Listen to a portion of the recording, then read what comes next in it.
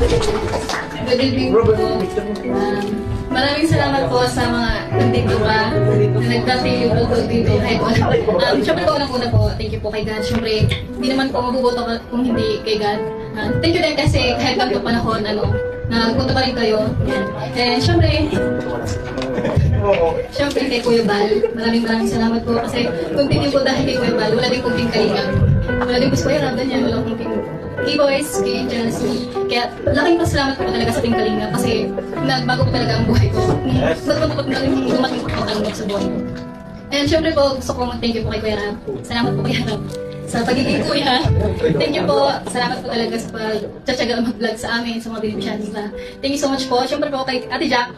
Share ko lang nung sa Velvet Box na tigaya ko na ni Kuya Rab na ng dress kasi wala akong susuotin. Kasi nagparalipot kami kita ni Ate Jack sa SM, tapos mayo kami nakuha. Kasi ito, syempre na-appreciate ko kasi nagparalibot siya sa kuya, nagparalibot kami sa SM, tapos kami nakuha sa SM. Tapos nung nagawas kami, punta kami sa Center Plus, doon kami nakakuha. So yun, sobrang na-appreciate ko yung effort ni Ate Jack, salamat po. And sa paghihiram kapag naghihiram pa ako ng dress kay Ate Jack, syempre, nag-reflect siya. Sige, magpunta dito sa bahay, ganyan, kunin na lang.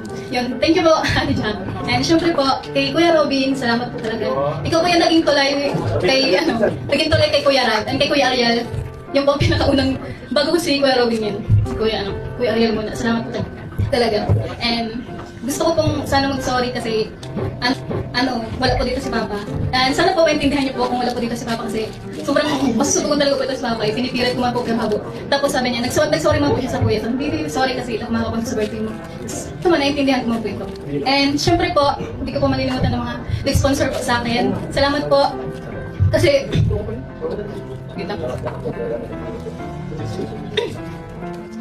kasi simula noon hanggang ngayon, sinusuportan niyo pa rin po ako. Tapos di ko kayo tumitigil na supportan ako kasi kahit minsan na lang ako i-vlog, nandito pa rin po kayo para supportan ako.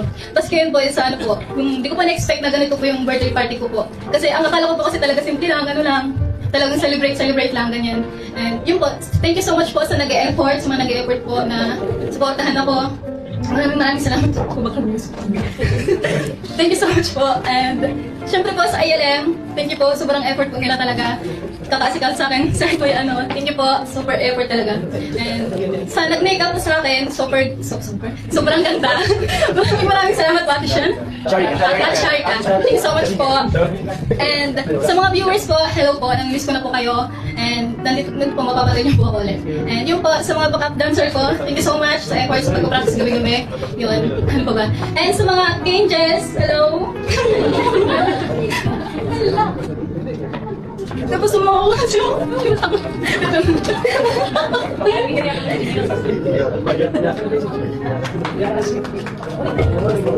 And maski mga rin nag-effort yung dumagdigdi. Tagay sa mga klase ko mga tagahidipan pa yun. So, thank you so much. Kasi nag-effort kayo. Tapos na kay Angels, thank you so much. Ano ba yung mga pangit na? Salamat kasi, nandiyan kayo. Thank you so much. And then, kapag may problema ko, naglalapit ako. Yan, thank you kasi nandiyan kayo. Yan po, sa mga nag-decorate ko dito, sobrang ganda. Thank you po sa photo po.